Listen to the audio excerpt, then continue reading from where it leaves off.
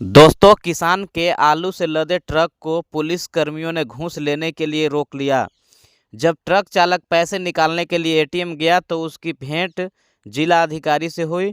DM साहब ने साधारण वेशभूषा में पुलिस कर्मियों की वास्तविकता परखने का निर्णय लिया और ट्रक चालक के संग घटनास्थल पहुंचे। वहां मौजूद पुलिस वालों ने उन्हें भी फटकार लगाने का प्रयास किया, किंतु उसके बाद जो घटित हुआ उसने सभी को अचंभित कर दिया। कहानी अत्यंत रोचक और रोमांचक होने वाली है, अतः मित्रों इसे अंत तक अवश्य देखें। और यदि इस चैनल पे नए हैं तो दोस्तों हमारे चैनल को सब्सक्राइब जरूर कर लें। इससे हमें और ज़्यादा हौसला मिलता है नए नए कहानियों को आप तक पहुंचाने में। तो दोस्तों कहानी को विस्तार से आरंभ करते हैं। एक ट्रक चालक ने सुबह सड़क किनारे आलू से लदा एक ट्रक खड़ा किया था और उसके समीप कुछ पुलिसकर्मी मौजूद थे। ट्रक चालक व्याकुल खड़ा था क्योंकि पुलिसकर्मी उससे बिना किसी ठोस कारण के पैसा मांग रहे थे। या तो चालान भरो या फिर हमें कुछ मिठाई खिला दो। चालक के पास इतने पैसे नहीं थे, इसलिए उसने एटीएम जाने की अनुमति मांगी। जैसे ही वह एटीएम पहुंचा उसने देखा कि वहां जिला अधिकारी अपनी गाड़ी में बैठे थे। उन्होंने ट्रक चालक को चिंतित देखा और कारण पूछा। ट्रक चालक ने पूरी घटना विस्तार से बताई, जिससे जिला अधिकारी स्तब्ध रह गए। डीएम साहब ने तत्काल एक योजना बनाई और साधारण वस्त्र धारण कर ट्रक चालक के साथ घटनास्थल पर जाने का निश्चय किया।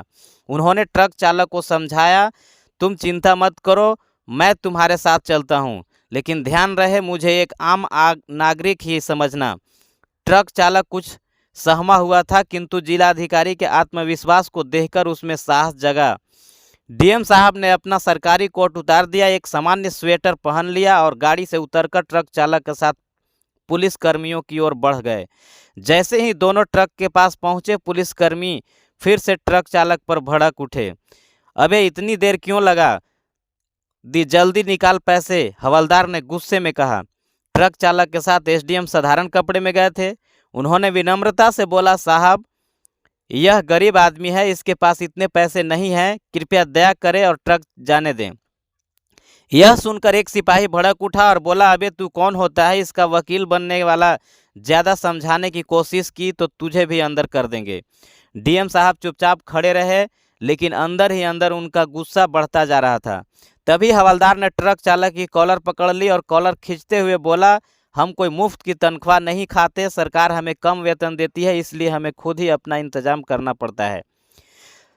इस डीएम साहब ने शांत स्वर में कहा, लेकिन साहब यह तो गलत है, पुलिस का काम जनता की रक्षा करना होता है, ना कि उनसे जबरन पैसे लेना। यह सुनकर हवलदार ठहाका मारकर हंस पड़ा और घटिया शब्दों में बोला, क्यों बे तू हमें हमारे काम सिखाएगा? ज़्यादा ज्ञानी बन रहा है। अब पुलिस वालों का रवैया पूरी तरह बदमाशी पर उतर आया था। उन्होंने डीएम साहब को धक्का दिया और ट्रक के किनारे ले जाकर धमकी भरे लहजे में बोले, बहुत बोल रहा है, तू चल, तुझे हवालात में बंद करते हैं। अब तक डीएम साहब ने धैर्य बनाए रखा था, लेकिन अब वक्त आ गया था कि इन भ्रष्ट पुलिसकर्मियों को उनकी औकात दिखाई जाए। उन्होंने जेब से मोबाइल निकाला और नंबर डायल कर दिया। गंभीर स्वर में बोले, देखता हूँ आज तुम्हारी वर्दी कैसे बजती है। उन्होंने फ़ोन कान से लगाया और गुस्सा होकर बोले, एसपी साहब आपसे तुरंत मुलाकात जरूरी है।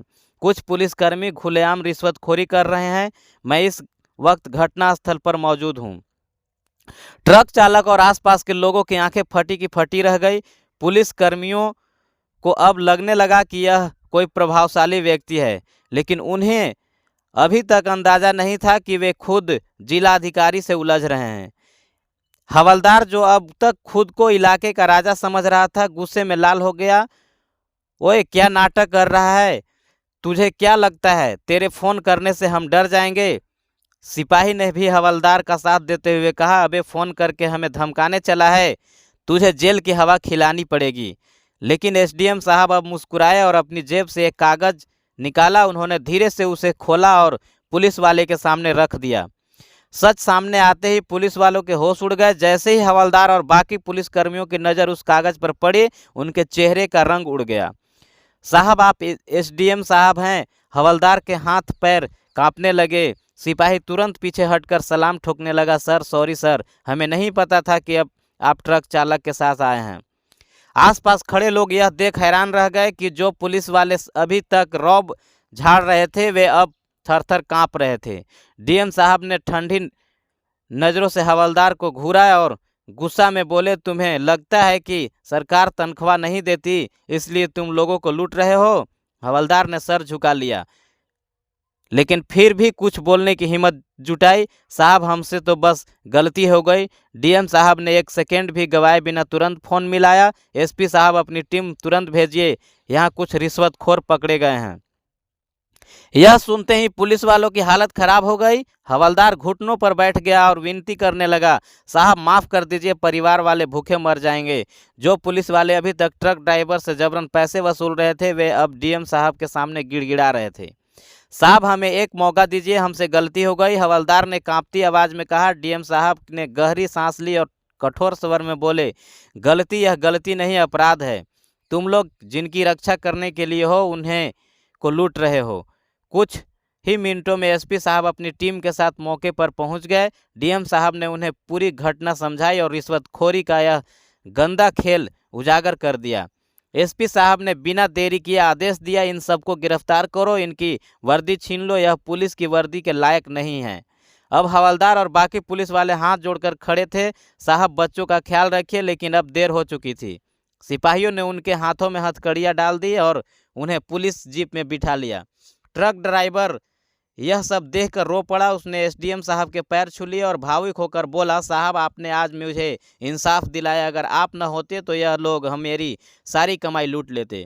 डीएम साहब ने मुस्कुराकर ट्रक ड्राइवर का कंधा थपथपाया और कहा, अब आगे से कोई भी पुलिस वाला तुमसे अवैध वसूली करने की कोशिश करे तो सीधे मुझे बताना। इसके बाद उन्होंने आदेश दिया कि पूरे जिले में ऐसे भ्रष्ट पुलिस वालों की जांच की जाए। कुछ ही दिनों में कई और रिश्वतखोर पकड़े गए। अब जिले की सड़कों पर ट्रक चालक निडर होकर चल सकते थे।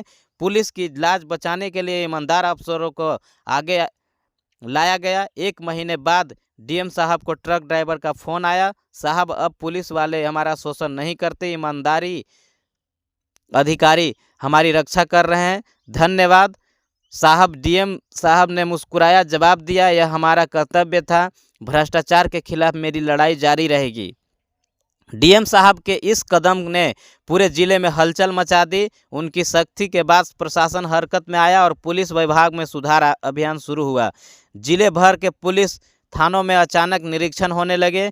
जिन अधिकारियों पर भ्रष्टाचार के आरोप लगे थे उनकी जांच शुरू हुई और पुलिस वाले निलंबित कर दिए गए।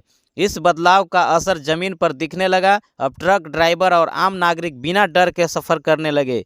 जिन सड़कों पर पहले पुलिस की अवैध वसूली का डर था वहां अब नियमों का पालन सख्ती से होने लगी। डीएम साहब की ईमानदारी और सख्त फैसलों ने उन्होंने जनता के बीच हीरो बना दिया। उनके प्रयासों की चर्चा हर ओर होने लगी। सोशल मीडिया से लेकर अखबारों तक हर जगह उनकी तारीफ हो रही थी। एक दिन जिले के वरिष्ठ पुलिस अधीक्षक एसपी डीएम साहब से मुलाकात की और कहा, आपके इस कदम से पुलिस विभाग पर जनता का भरोसा लौटा है, हम भी इस काम में आपके साथ हैं। डीएम साहब मुस्कुराए और बोले, ईमानदारी से काम करेंगे तो कानून का सम्मान बढ़ेगा। भ्रष्टाचार के खिलाफ मेरी लड़ाई तब तक जारी रहेगी जब तक हर नागरिक को न्याय नहीं मिल जाता। अब पूरे जिले में एक नई व्यवस्था लागू की गई। सभी पुलिसकर्मियों को कार्य प्रणाली की निगरानी के लिए हेल्पलाइन नंबर जारी हुआ। शिकायत मिलने पर तुरंत कार्रवाई के आदेश दिए गए। हर महीने भ्रष्टाचार पर रिपोर्ट तैयार कर मुख्यमंत्री को भेजी जाने लगी। धीरे धीरे जिले की तस्वीर बदल गई। भ्रष्ट अधिकारियों की जगह ईमानदार अफसरों ने ले ली। लोग बिना डर अपने काम करने लगे और ट्रक ड्राइवर जो भी डरते थे अब सुरक्षित महसूस करने लगे। एक दिन वही ट्रक ड्राइवर जिसने डीएम साहब से शिकायत की थी फिर से उनसे मिलने आया। उसने कहा, साहब पहले पुलिस वालों ने का नाम सुनते ही डर लगता था, लेकिन अब हमें उन पर भरोसा है। आपने हमारी ज़िंदगी बदल दी। डीएम साहब ने उसकी बात सुनकर संतोष की सांस ली और मुस्कुराते हुए बोले, न्याय और ईमानदारी से काम करेंगे तो बदलाव जरूर आएगा। यह कहानी एक प्रेरणा देती है, समाज में सकारात्मक बदलाव की आवश्यकता को समझाती है। हमें किसी भी भ्रष्टाचार या गलत काम का सामना करते हुए सच की राह पर चलने की प्रेरणा मिलती है। यह संदेश फैलाना महत्वपूर्ण है कि जब तक हम सभी ईमानदारी और न्याय के लिए खड़े नहीं होते तब तक कोई भी व्यवस्था सही तरीके से काम नहीं कर सकती। यदि आप इस वीडियो से प्रेरित हैं तो इसे लाइक ज़रूर करें और जय श्री राम लिखकर हमें अपनी राय बताएं और हमारे चैनल को सब्सक्राइब ज़रूर कर लें। धन्यवाद।